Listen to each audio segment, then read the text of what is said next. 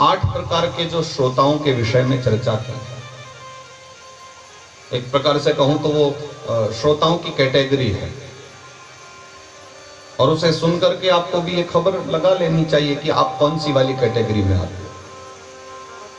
तो 2 प्रकार के, तो जो 8 कैटेगरी हैं उसके भी 2 भाग किए गए हैं, 2 समूह बनाए। एक का नाम अवर है, एक का नाम प्रवर है। 4 प्रकार के ही अवर श्रोता होते हैं और 4 प्रकार के अप्रवर श्रोता। प्रवर का मतलब है अच्छे वाले, और अवर का मतलब है अधम वाले श्रोता। तो ये तो बात पक्की है कि श्रोता होते तो हैं लेकिन अवर भी होते हैं। उनको अधम कहा गया। अधम इसलिए कि उनका कथा सुनना, उनके कुछ लक्षण ही ऐसे होते हैं कथा सुनने के।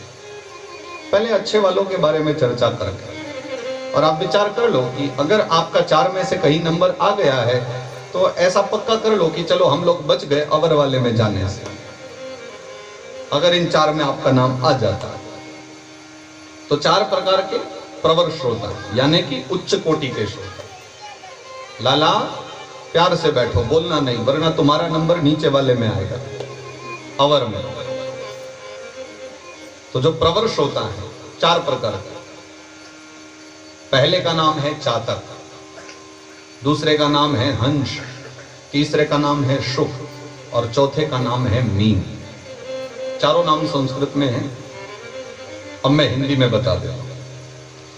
पहला जो प्रवर श्रोता है, प्रवर मतलब उत्तम श्रोता, पहला है चातक। चातक एक पक्षी होता है, आप जानते भी होंगे, जिसको पपीहा भी कहा जाता है, जो कि वर्षाकालीन मेघ के लिए बहुत तरसता रहता है। उसे वर्षाकालीन मेघ बड़े प्रिय होते हैं और वो उनके लिए बहुत काल तक प्रतीक्षा भी करते रहता है।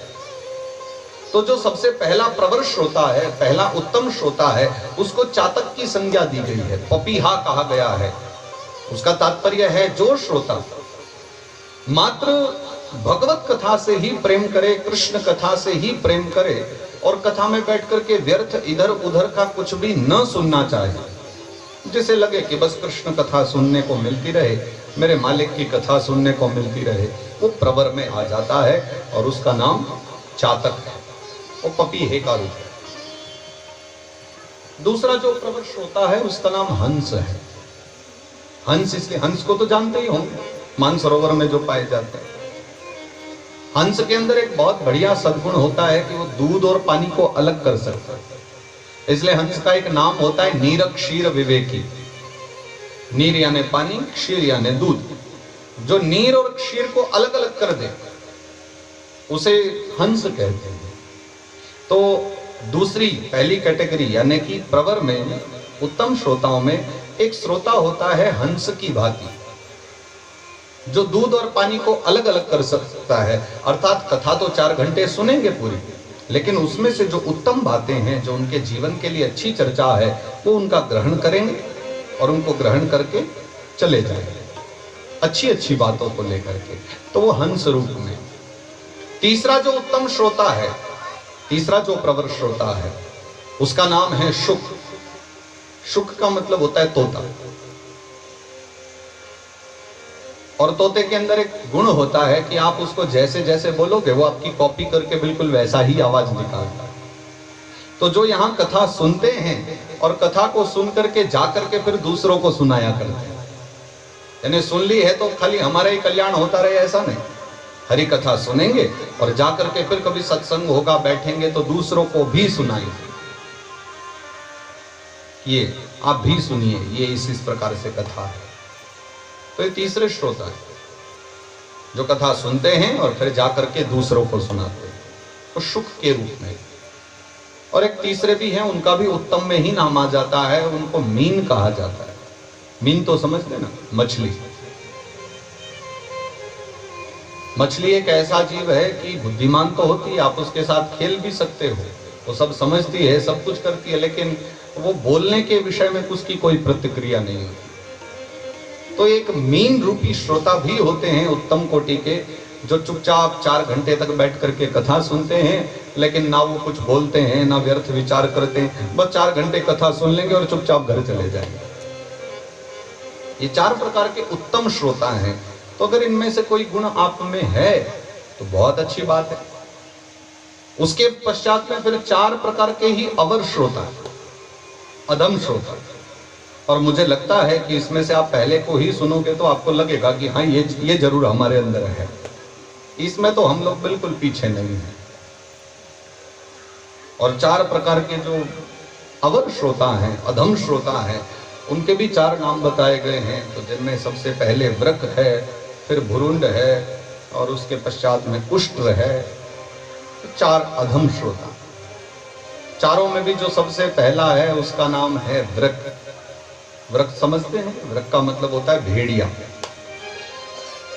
और ये वो वाले श्रोता होते हैं कि जब कथा चल रही होगी, 4 घंटे चाहे कथा चलती रहे और खूब आनंद कथा में आ रहा हो, सुनने में रुचि भी हो रही हो, लेकिन उनके अंदर वो देवता बैठा है जो उनको चुप नहीं बैठने देता है और हर थोड़ी थोड़ी देर में वो अपने पड़ोसी से कुछ न कुछ चर्चा करते ही रहेंगे। उनको कितना भी समझा दिया जाए, लेकिन उनके अंदर का एक ऐसा गुण है कि उनको चुप नहीं बैठने देगा। भले ही कथा अच्छी लगे, कथा में खूब प्रेम आ रहा हो, खूब रस बरस रहा हो, लेकिन सुधरने वाले नहीं है। थोड़ी थोड़ी देर में मन करेगा और फिर पड़ोसी से कुछ न कुछ चर्चा करते रहेंगे, कुछ न कुछ बोलते रहेंगे। तो उनको भागवत जी में भेड़िया कहा गया कि ऐसे जो श्रोता हैं, जो कथा सुनने वाले, वो भेड़िए का रूप है।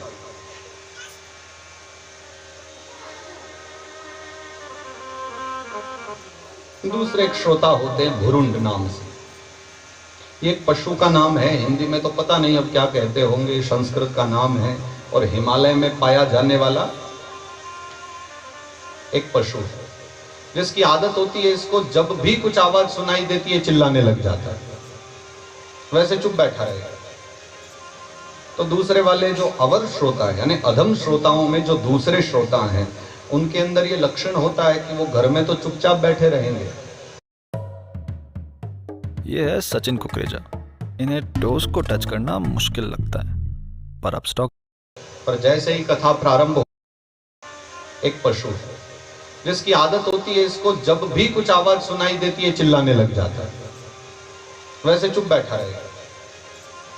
तो दूसरे वाले जो अवर श्रोता है, यानी अधम श्रोताओं में जो दूसरे श्रोता हैं, उनके अंदर ये लक्षण होता है कि वो घर में तो चुपचाप बैठे रहेंगे, पर जैसे ही कथा प्रारंभ हो जाएगी, कुछ न कुछ चर्चा फिर उनके दिमाग में आ जाएगी कि अभी ये काम बाकी है, अभी ये करना है, अभी इससे ये कहना चाहिए, इसको ये सुनाना चाहिए, यानी व्यर्थ की चर्चा करना ही करना। और वो भी ऐसे समय पर जैसे जिस समय में हमें कथा सुननी चाहिए। तो वो भुरुंड है। तीसरा जो अवर श्रोता है वो वृष है। वृष यानी वृषभ। वृषभ का मतलब होता है बैल। और बैल की एक आदत होती है, स्वाभाविक आदत होती है कि उसके सामने आप जब चारा डालोगे तो उसके सामने चाहे कुछ भी आ जाए, भूस में घास वगैरह जो भी मिला करके दे दो, जब वो खाएगा, खाना शुरू कर दे। वो निरक्षीर विवेकी नहीं होता। तो कुछ श्रोता ऐसे भी होते हैं कि वो भगवत कथा में तो आएंगे, परंतु अकेले कथा लेकर के नहीं जाएंगे। कथा से इधर प्रांगण में क्या क्या चल रहा है उनको उससे भी बहुत ज्यादा आवश्यकता है। अकेले कथा सुननी चाहिए। एक अच्छा श्रोता वही है कि 4 घंटे आए और कथा सुने। लेकिन ये तीसरे जो वृष होते हैं, इनको भागवत कहती कि ये बैल श्रोता है। जैसे बैल मात्र अच्छी वस्तु ग्रहण नहीं कर सकता, उसके सामने कचरा भी आ जाए तो वो उसको भी खा सकता है, ये श्रोता भी ऐसे ही हैं।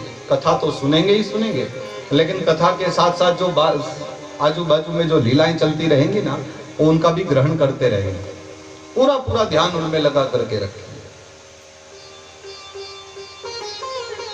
और तीसरे हैं उष्ट्र, ऊंट। और ऊंट की गर्दन इतनी लंबी होती है कि उसको नीचे का खाने में बड़ी परेशानी होती है, इसलिए वो खड़े खड़े जो ऊपर ऊपर मिल जाए पेड़ पर, उतने का ग्रहण कर लेता है। तो ये वो वाले श्रोता हैं कि ये कथा की गहराई में कभी भी नहीं जाते। जब चर्चा प्रारंभ होगी और कहीं गहराई के साथ कोई चर्चा प्रारंभ हो, इनको फर्क नहीं पड़ता। ये तो ऊपर ऊपर से 10-5 मिनट ध्यान लगा लेंगे, ठीक है क्या कथा चल रही है, उस प्रसंग को थोड़ा सुन लेंगे, ध्यान रखेंगे और आगे बढ़ जाएंगे। तो ये 4 अवर हैं और 4 प्रवर हैं, तो हमें विचार करना चाहिए कि हमारी इसमें से कौन सी कैटेगरी। लेकिन जहाँ तक मुझे पता होता है कि जो उत्तम क्वालिटी के श्रोता हैं, यानी कि प्रवर में प्रवर भाग वाले जो श्रोता हैं, उनमें तो ये 4 अवर हैं और 4 प्रवर हैं, तो हमें विचार करना चाहिए कि हमारी इसमें से कौन सी कैटेगरी। लेकिन जहाँ तक मुझे पता होता है कि जो उत्तम क्वालिटी के श्रोता हैं, यानी कि प्रवर में प्रवर भाग वाले जो श्रोता हैं, उनमें सर्वाधिक जो हंस रूप है वो वाले श्रोता सबसे ज्यादा होते हैं। देखो, शुक भी कम ही होते हैं, यानी कि सुनना फिर सुनाना। चातक भी बहुत कम होते हैं कि जो मात्र अपने प्रिय वस्तु ही सुने।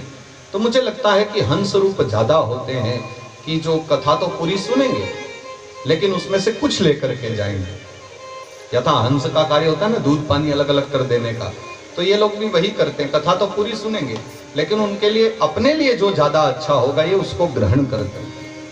तो प्रवर श्रोताओं में ये वाले सबसे ज्यादा मिलते हैं, और अवर में तो वही वाले सबसे ज्यादा हैं जिसकी सबसे पहले मैंने चर्चा कर दी, भेड़िया श्रोता।